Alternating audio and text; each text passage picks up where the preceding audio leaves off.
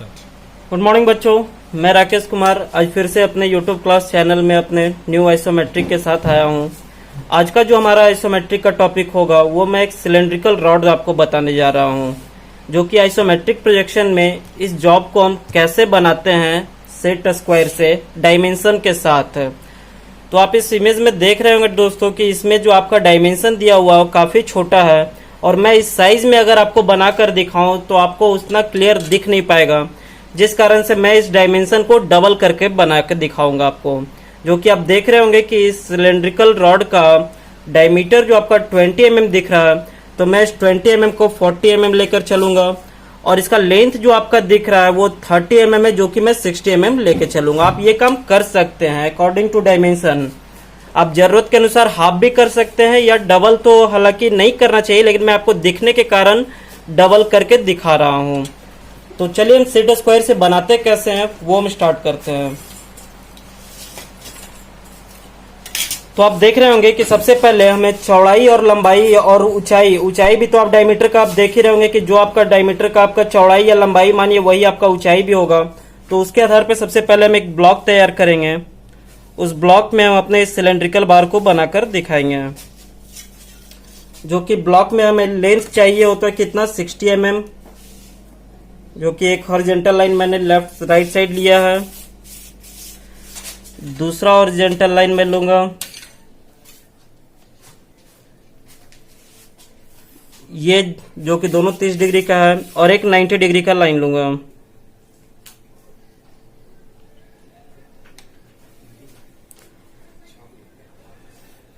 तो आप देख रहे होंगे कि ये 3 लाइन हमारा हर एक आइसोमेट्रिक के लिए कॉमन लाइन होता है, और इस तीनों लाइन पे अब हम डायमेंशन अपने आइसोमेट्रिक का डायमेंशन को देखते हुए एक ब्लॉक कंप्लीट करेंगे।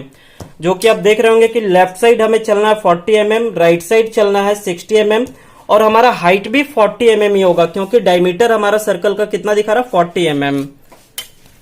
तो आइए हम मापते हैं। ये देख रहे होंगे कि आप 40 mm हमने यहाँ पे पॉइंट किया है, और इस साइड हमें 60 mm चाहिए, तो 60 mm भी पॉइंट कर लिया मैंने।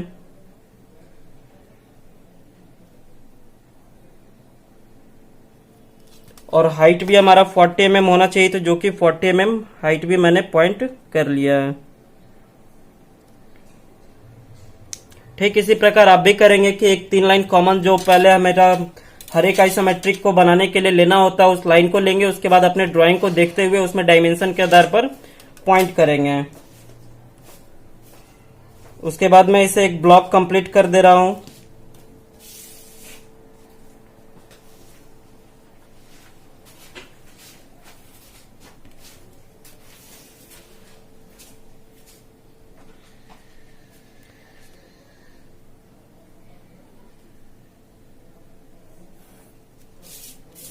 तो आइसोमेट्रिक ब्लॉक तो बनाने के लिए आप जान ही चुके हैं दोस्तों, जो कि ज्यादा पॉइंट बाय पॉइंट बताना हमें जरूरत नहीं पड़ रहा है। इस ब्लॉक को पहले हम तैयार कर ले रहे हैं। उसके बाद मैं जब इलिप्स का भाग स्टार्ट करूंगा बनाने के लिए, तो मैं आपको पॉइंट बाय पॉइंट बताते चलूंगा।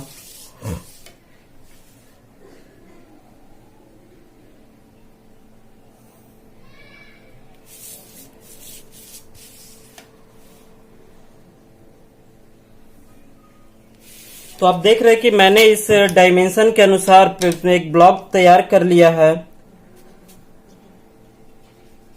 और अब इसके अंदर मैं वो सिलेंड्रिकल रॉड को बनाने जा रहा हूं।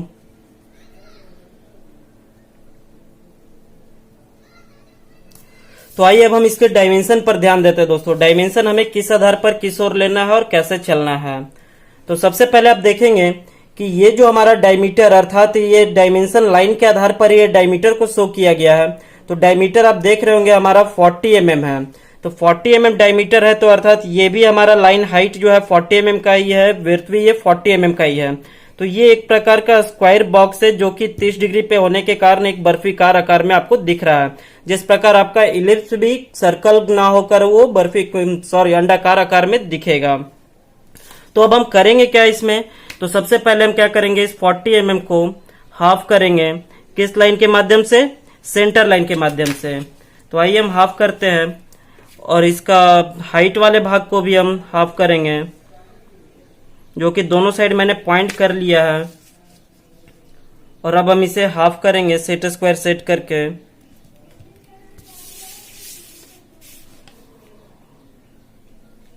सेट स्क्वायर भी मैंने किस प्रकार सेट किया ये आप बिल्कुल अच्छे से देख पा रहे हैं।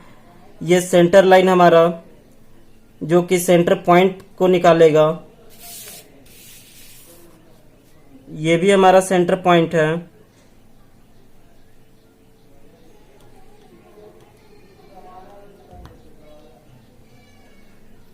ठीक है, मैंने क्या किया, पहले इस ब्लॉक में सेंटर लाइन डाला और सेंटर लाइन को हमने 4 भाग में विभक्त कर लिया है। अब हम क्या करेंगे लेंथ वाइज दोस्तों, हमेशा मैं आपको पिछले क्लास पहले भी आपको इलिप्स के क्लास में बता रखा था और आज भी मैं बता रहा हूं कि ये जो हमारा होगा,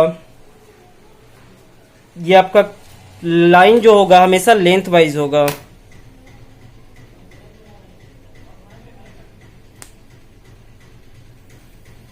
ये लेंथ वाइज लाइन लेने के बाद आप क्या करेंगे, क्रॉस कटिंग का काम करेंगे, जो कि एक दूसरे के पैरेलल। ठीक है, तो ये दोनों पॉइंट को आप देखेंगे कि ये पॉइंट से ये पॉइंट पर जब मैं सेट करूंगा तो एक क्रॉस कटिंग मैं यहां पर लगाऊंगा और दूसरा आप देख रहे होंगे कि इस प्रकार जो मैंने पॉइंट टू पॉइंट सेट किया है तो एक पॉइंट हमारा यहां पर लग गया, जो कि बिल्कुल एक्यूरेट पॉइंट पड़ रहा है हमारा क्रॉस वाले लाइन पर। ठीक है, उसके बाद नीचे वाले भाग में भी हमें क्रॉस पॉइंट निकालना है। तो क्रॉस पॉइंट निकालने के लिए हम क्या करेंगे दोस्तों, ये पॉइंट से ये पॉइंट हम रखकर सेट स्क्वायर को यहां पर सेट करेंगे और ये दोनों पॉइंट को रखकर जब सेट करेंगे तो एक क्रॉस यहां पर करेंगे। तो आप गौर से देखेंगे कि जब हमने एक क्रॉस यहां पर डाला है तो ठीक इसके पैरेलल चलकर हमने एक दूसरा क्रॉस यहां पर भी डाल सकते हैं, फॉलो कर सकते हैं उस चीज को। और एक क्रॉस जब मैंने यहां पर डाला, ये देख रहे होंगे आप ये क्रॉस, तो ठीक इसके पैरेलल आप इधर चलकर आप इस पॉइंट को, तो ऐसे आप इस पॉइंट को ज्ञात कर सकते हैं कभी अगर आप भूल जाए इस पॉइंट को तो अब हम क्या करेंगे दोस्तों, अब हम कंपास का यूज करेंगे। तो कंपास हमें किस पॉइंट से किस पॉइंट तक रखना है, जो कि मैंने पहले इलिप्स के क्लास में आपको पॉइंट टू पॉइंट डालकर बता दिया था, तो आज मैं डायरेक्ट आपको करके दिखा रहा हूं। तो आप देख रहे होंगे कि ये वाले पॉइंट पर जिस घर में हमारा कोई भी क्रॉस कटिंग नहीं पड़ा है, आप देख रहे हैं ना कि इस घर में हमारा कोई क्रॉस कटिंग नहीं पड़ा और इस घर में हमारा कोई क्रॉस कटिंग नहीं पड़ा है किसमें, तो ये घर में और ये घर में। क्लियर है, तो जिस घर में हमारा कोई भी क्रॉस कटिंग नहीं पड़ा उस घर के हम कॉर्नर पे कंपास को रखूंगा और ठीक उसके अपोजिट वाले घर में हम अपना एक चाप लूंगा। तो आप देख रहे होंगे कि कंपास को मैंने यहां से यहां सेट कर दिया है। ठीक है, ये देखिए,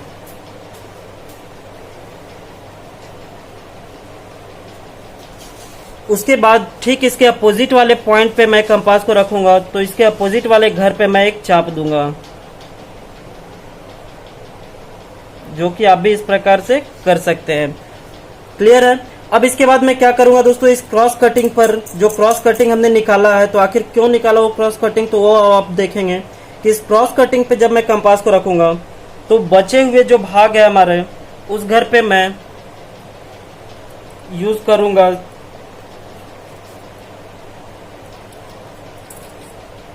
तो उस क्रॉस कटिंग को आप देख रहे हैं कि इस क्रॉस कटिंग को हम निकाले भी कैसे थे और उस क्रॉस कटिंग पर से हम यूज कैसे करेंगे, तो वो भी आप देख रहे हो। तो ये कंपास जो है दोस्तों हम क्या करेंगे, यहाँ पर इस क्रॉस कटिंग वाले भाग पर रखेंगे और क्रॉस कटिंग भाग पर रखने के बाद जिस घर में हमारा क्रॉस कटिंग किया हुआ है हम कंपास से अपना चाप भी उसी घर में लेंगे। ठीक है, जो कि आप देख रहे होंगे कि ये जो हमने चाप लिया है कहाँ पर रखकर कहाँ से कहाँ तक चला है। क्लियर है, ठीक उसके अपोजिट वाले घर में भी हम क्या करेंगे, जहां पर जिस घर में क्रॉस कटिंग किया हुआ है उसी घर में हम कंपास को रखेंगे और चाप भी हम अपना उसी घर में लेंगे। इससे पहले हम क्या करते आ रहे थे दोस्तों कि जिस घर में हम कंपास को रख रहे थे उसके अपोजिट वाले घर में हम क्रॉस कटिंग के अनुसार चल रहे थे।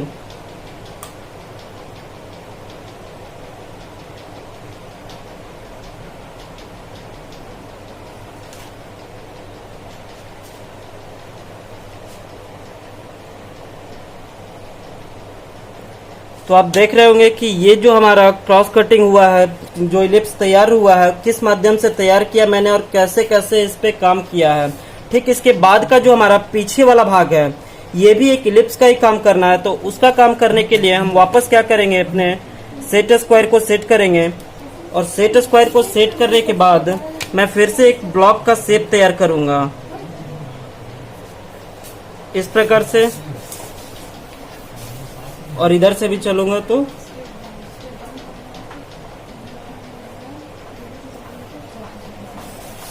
क्लियर है। अब बीच वाले भाग को मैं मिटा दे रहा हूं। फिर से मैं वही सेंटर लाइन का काम करूंगा जो काम मैंने आगे वाले भाग में किया था। इस चीज को आप डायरेक्ट भी कर सकते हैं, लेकिन डायरेक्ट मैं अभी नहीं बता रहा हूं क्योंकि स्टार्टिंग दौर पे आपको एक ब्लॉक बनाने के लिए सीखना ही पड़ेगा। जब तक आप एक ब्लॉक को सही जगह पर आप बनाने के लिए नहीं सीख पाओगे, आप डायरेक्ट इस एक इलिप्स के फॉलो करके दूसरा इलिप्स नहीं बना पाओगे।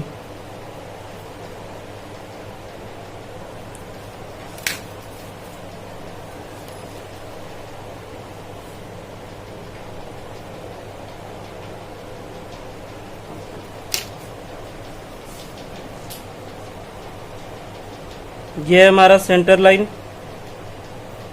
जो काम मैंने पहले वाले ब्लॉक में किया था सेम वही काम इसमें भी करने जा रहा हूं, लेकिन इसमें अब हमारा इलिप्स जो होगा दोस्तों वो पूरा इलिप्स ना होकर हाफ इलिप्स होगा।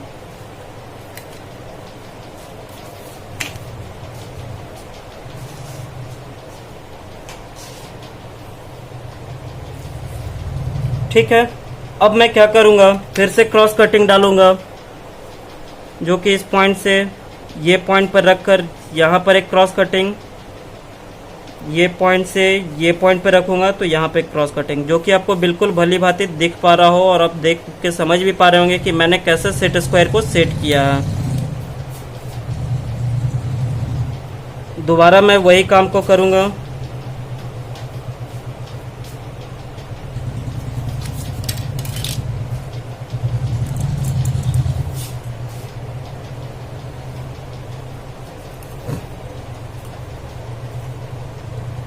अब आप देखेंगे दोस्तों कि इसमें जो हमारा जो इलिप्स बनाना है वो इलिप्स मैं पूरा इलिप्स नहीं बनाऊंगा, क्योंकि आप आइसोमेट्रिक में यहाँ पर भी देख रहे होंगे पीछे वाले भाग में मेरा हाफ इलिप्स बना हुआ है, जो कि हम भी आज हाफ इलिप्स बनाएंगे इसमें।